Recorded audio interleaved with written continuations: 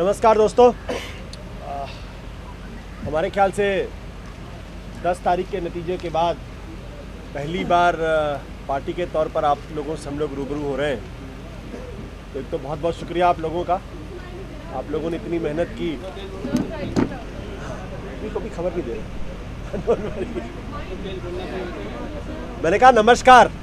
10 तारीख के बाद जब से नतीजे आए, पहली बार पार्टी के तौर पर हम लोग आपके सामने रूबरू हो रहे हैं, मुखातिब हो रहे हैं। 2-3 मुद्दे हैं।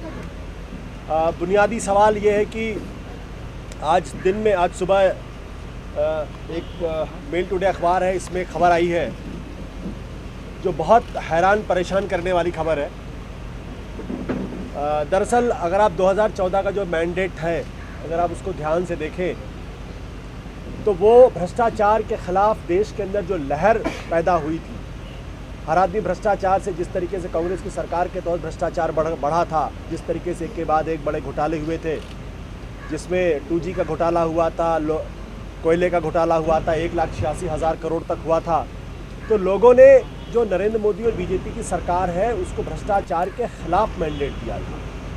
मैंडेट ये था कि आप सरकार में आएंगे तो आप भ्रष्टाचार के ख़िलाफ़ क्रैकडाउन करेंगे, आप भ्रष्टाचार पे अंकुश लगाएंगे, ये मैंडेट था।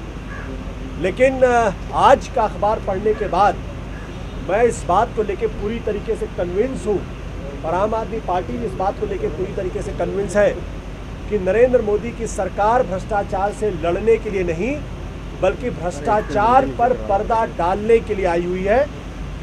और अगर इस अखबार की खबर सच है, जिसको सच न मानने का मेरे पास कोई कारण नहीं है, कि सरकार कोयला के मामले में एक कानून बनाने की तैयारी कर रही है, जिसमें क्लॉज 28 इनकॉर्पोरेट किया जा रहा है चैप्टर 6 में, और मैं पढ़ के सुना देता हूँ।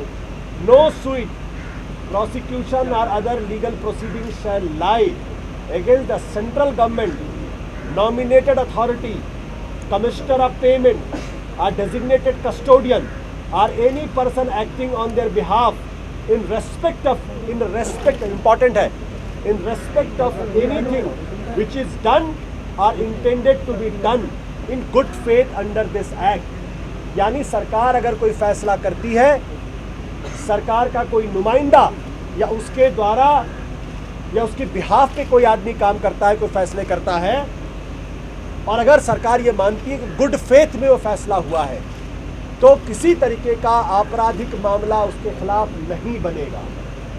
अब सवाल ये है कि गुड फेथ डिफाइन कौन करेगा? गुड फेथ कौन डिफाइन करेगा? 2011 में अन्ना का आंदोलन हुआ, इतना बड़ा आंदोलन हुआ, भ्रष्टाचार के खिलाफ लोग सड़कों पर उतरे, लोगों से कहा गया कि लोकपाल कानून बने। 68 साल बाद, बल्कि 46 साल के बाद लोकपाल कानून बनने की नौबत आई, और जो कानून बना वो निहायत ही लचर कानून है, जिसको आम आदमी पार्टी ने रिजेक्ट कर दिया। जब सरकार उस मैंडेट पर आई है, और आज सरकार ये कानून बनाती जिसके मुताबिक आप भ्रष्टाचार करने वाले किसी भी अफसर के खिलाफ, किसी भी मंत्री के खिलाफ, सरकार से जुड़े किसी अधिकारी के खिलाफ अब आप कार्रवाई नहीं हो पाएगी, उसके खिलाफ कोई मुकदमा दर्ज नहीं हो पाएगा।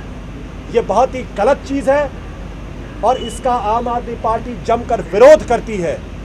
और आम आदमी पार्टी आप लोगों से वायदा करती है कि इस कानून को अगर पास करने की कोशिश सरकार की तरफ से होगी, तो आम आदमी पार्टी उसका विरोध करने के लिए संसद से सड़क तक पूरी तरीके से कार्रवाई करेगी, क्योंकि ये एक तरीके से भ्रष्टाचार को खुली छूट मिल जाएगी।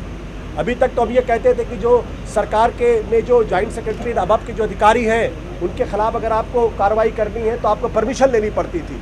वो जो सिंगल डायरेक्टिव था, उस सिंगल डायरेक्टिव को हटाने की बात की जा रही थी कि जो भ्रष्ट अधिकारी हैं उनके खिलाफ अगर कार्रवाई, उसके तहत, उस शील्ड के तहत वो अधिकारी बच जाते थे। जब हम इस बात के बारे में कहा करते थे, अब अगर सरकार ऐसा कानून लेकर आएगी कि आप किसी भी अधिकारी के खिलाफ कार्रवाई कर ही नहीं सकते, क्योंकि गुड फेथ कौन डिफाइन करेगा? गुड फेथ क्या है? एक सेकंड है ना? तो ये कोयला से संबंधित कानून बनाने की बात की जा रही है। दूसरी बात, ये पहली कार्रवाई नहीं है। बड़े बड़े पोस्टर आपने देखे थे, बहुत हुआ भ्रष्टाचार की बार। अब की बार मोदी सरकार बनी, सबसे पहली गाज गिरी संजीव चतुर्वेदी के ऊपर। All India institute of medical sciences में वो काम कर रहे थे, भ्रष्टाचार के खिलाफ काम कर रहे थे, और जिन लोगों के खिलाफ काम कर रहे थे उन्हीं के जो आकाओं को उनकी मंत्रालय बुला के बिठा दिया गया। 8 महीने से ज़्यादा हो गए हैं, अभी तक लोकपाल की नियुक्ति के मसले पर कोई फैसला नहीं हो पाया है। और पहले ये कहा गया कि लीडर ऑफ द अपोजिशन जो है उसको लेके कोई कन्फ्यूजन है, जब वो दूर हो गया तो अभी तक लोकपाल के बारे में कोई फैसला नहीं हुआ। तो स्पष्ट करता है कि सरकार की, मोदी सरकार की भ्रष्टाचार के खिलाफ लड़ाई लड़ने में किसी तरीके की कोई दिलचस्पी नहीं है। 2014 के चुनाव के दौरान लोगों को बेवकूफ़ बनाने का काम किया गया, झूठ बोलने का काम किया गया है, और आम आदमी पार्टी इसके खिलाफ जो है वो पूरी तरीके से लड़ाई लड़ेगी। एक दो चीज़ें और इसमें ऐड करना चाहूँगा। मैं ध्यान दिलाना चाहूँगा कि आशुतोष भाई ने बताया, पहले बड़े बड़े होर्डिंग लगे हुए थे, बहुत हुई भ्रष्टाचार की मार। दूसरी लाइन लगता है कि चेंज हो गई है, अब की बार मिलजुल कर खाने वाली सरकार, क्योंकि मोदी जी ने कहा था कि न खाएंगे न खाने देंगे। अब जो स्थिति नज़र आ रही है, अगर मैं दिल्ली के संदर्भ में बात करूं तो आप लोगों को याद होगा कि किस प्रकार एंटी करप्शन ब्रांच ACBs की पावर को डाइल्यूट करके दिल्ली के अंदर भ्रष्ट ताकतों को सुरक्षित रखने का प्रयास सरकार द्वारा किया गया था।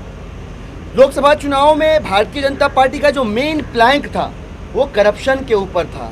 इस देश को करप्शन से आज़ादी दिलाने का वादा करने के साथ प्रचंड बहुमत वाली केंद्र में सरकार बनती है। वो सरकार अपनी हरकतों से एक के बाद एक लगातार ये साबित करने का प्रयास कर रही है कि जो आवाज़ें भ्रष्टाचार के खिलाफ उठेंगी उनको हम दबा देंगे, उनको हम कुचल देंगे। और आज जो ये कानून बनाने का मसला आपके सामने आया है, इस बात को पुख्ता करता है, प्रमाणित करता है कि ये सरकार भ्रष्टाचार के मसले पे नॉन सीरियस है, करप्शन को बढ़ावा दे रही है, करप्ट प्रैक्टिसेस को एनकरेज कर रही है, और आम आदमी पार्टी इसकी सख्त निंदा करती है। और जैसा कि आशु भाई ने बताया, संसद से लेकर सड़क तक आम आदमी पार्टी इसके खिलाफ आवाज़ उठाएगी, जहां जाना पड़ेगा जाएगी, लेकिन इस देश के सबसे बड़े जनमत का अपमान होने से रुकेगी। एक तो सीरियस नोट हो गया, एक लाइटर नोट में कल एक नोट में प्रधानमंत्री ने अरविंद केजरीवाल की फांसी के लिए डॉक्टर का सुझाव दिया था, मानना चाहिए। प्रधानमंत्री जी के सुझाव का हम स्वागत करते हैं। इस इशू में कोई और सवाल पहले हैं कि आपके करप्शन के इशू वो प्रधानमंत्री के इस सुझाव का स्वागत करते हैं। Yesterday, the Prime Minister also spoke about protection for minorities, and he also spoke about how the government he will crack down if there are acts of vandalism, especially for against the Christian community. How do you react to that? Because that has been a very critical issue that you also picked up during the delegation. I think it's just an eyewash, nothing else. The Prime Minister has waited for 8 months, more than 8 months, when the Mr. American President not only made an issue out of it when he was in India, but also in US he had gone back. So India as a nation has already been maligned on this particular issue. Multi-religion, multiculturalism and diversity is ethos of this country.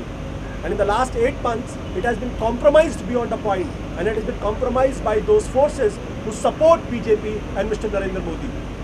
नहीं, और ये मानदंड सरकार के ने दोहरे हैं, मोदी जी के मानदंड जो है मुझे लगता है कि दोहरे हैं, क्योंकि एक तरफ आरएसएस जो है बार बार लगातार प्रहार कर रही है, घर वापसी की बात कर रही है, लव जिहाद के एजेंडे उनके खुले हुए थे, तमाम तरह की चीज़ें हो रही हैं।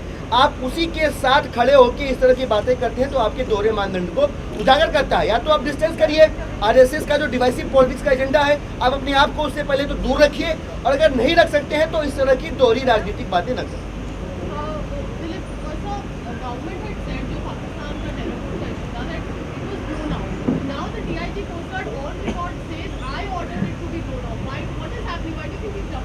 This shows that the way the government is functioning.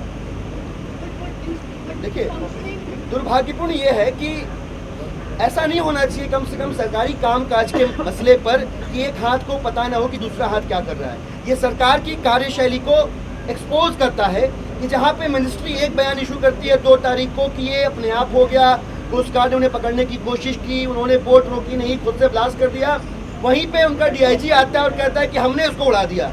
तो आप देख सकते हैं कि राष्ट्रीय सुरक्षा जैसे गंभीर मसले पे इस तरह के दोहरे बयान आते हैं, जहां सरकार कुछ कह रही है, सरकार के जो महत्तात अधिकारी हैं वो कुछ कह रहे हैं। आप मुझे मतलब आम आदमी पार्टी को इस पे घोर आपत्ति इस वजह से है कि इससे कहीं ना कहीं आप राष्ट्रीय सुरक्षा के के दृष्टिकोण को डाइल्यूट कर रहे हैं। क्या एंगल होना चाहिए गवर्नमेंट का नेशनल सिक्योरिटी पे, आप उसको डाइल्यूट कर रहे हैं इस तरह के दोहरे बयान को देकर।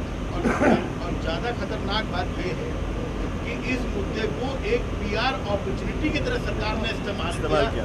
तथ्यों की तोड़ मरोड़ सामने आ गई है, इस पर आपत्ति है। सुरक्षा ऐसा मुद्दा है जिसपे सारी पॉलिटिकल पार्टियां एक हैं, पर जिस तरह इसको एक पॉलिटिकल अपॉर्चुनिटी, एक PR अपॉर्चुनिटी की तरह सरकार ने इस्तेमाल किया, उसका फुटेज रिलीज किया, तो उस पर हमारी पार्टी को बहुत आपत्ति है। और कुछ सवाल सर? Thank you. इसके अलावा मोदी का एक सूट 1 करोड़ से ज्यादा की कीमत है, विकास पे आपका क्या कहना है?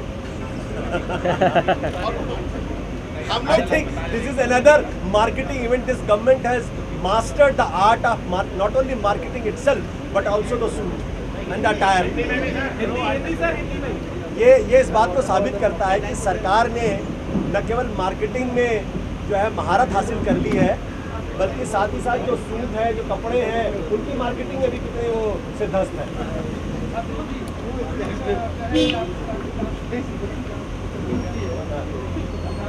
बड़ी हैरानी की सवाल इतनी देर से क्यों आया? नहीं, जहाँ तक देखिए, पहली बात तो ये है कि हमने बहुत स्पष्ट कहा है कि सरकार और पार्टी दोनों के काम बिल्कुल अलग अलग हैं। क्योंकि आपने सवाल पूछा है तो मैं इसका जवाब दे देता हूँ। जो मैंने सरकार के स्तर पर जानकारी इकट्ठा की, जो मेरी पास जानकारी है, किसी तरीके की कोई पाबंदी नहीं है वहाँ पे, और आम आदमी पार्टी अपने इथॉस में, अपने मूल्यों में और अपनी विचारधारा में तो किसी तरीके की पाबंदी के खिलाफ है। जो सवाल है वो ये कि वहाँ एक सिस्टम बनाने की कोशिश की जा रही है, उस वजह से थोड़ी बहुत गलत फहमी है, बहुत जल्द उसको दूर कर देंगे। नहीं, देखिए, किसी पत्रकार को दूर नहीं रखा गया। पहली बात, आप सब लोगों को मीडिया सेंटर में एंट्री है, और जिसके पास कार्ड उनकी एंट्री है। साथ ही साथ जो किसी भी मंत्री, किसी अधिकारी से मिलना चाहता है, बाई अपॉइंटमेंट उनके हो रहे हैं। आज के अखबारों में आपने देखा हुआ करीब 10-15 इंटरव्यू छपे हैं, खबरें आई हैं। तो अगर ये बैन होता तो जाहिर सी बात है आप मंत्रियों से मिल नहीं पाते। बहुत बहुत शुक्रिया सर। कांग्रेस की 15 सालों तक सरकार थी, पत्रकारों ने ऐसी बात नहीं कही थी। अब ये बात क्यों आ रही है? मैं कह रहा हूँ कि अगर सिस्टम बन जाएगा तो पत्रकारों को ही सुविधा होगी। एक सिस्टम अगर नहीं रहेगा तो आपको भी दिक्कत होगी और हमें भी। बाहर ही रहेगा।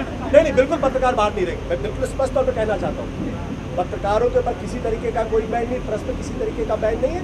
एक सिस्टम बन रहा है, वो सिस्टम जल्दी इन प्लेस हो जाएगा, आपकी सारी शिकायतें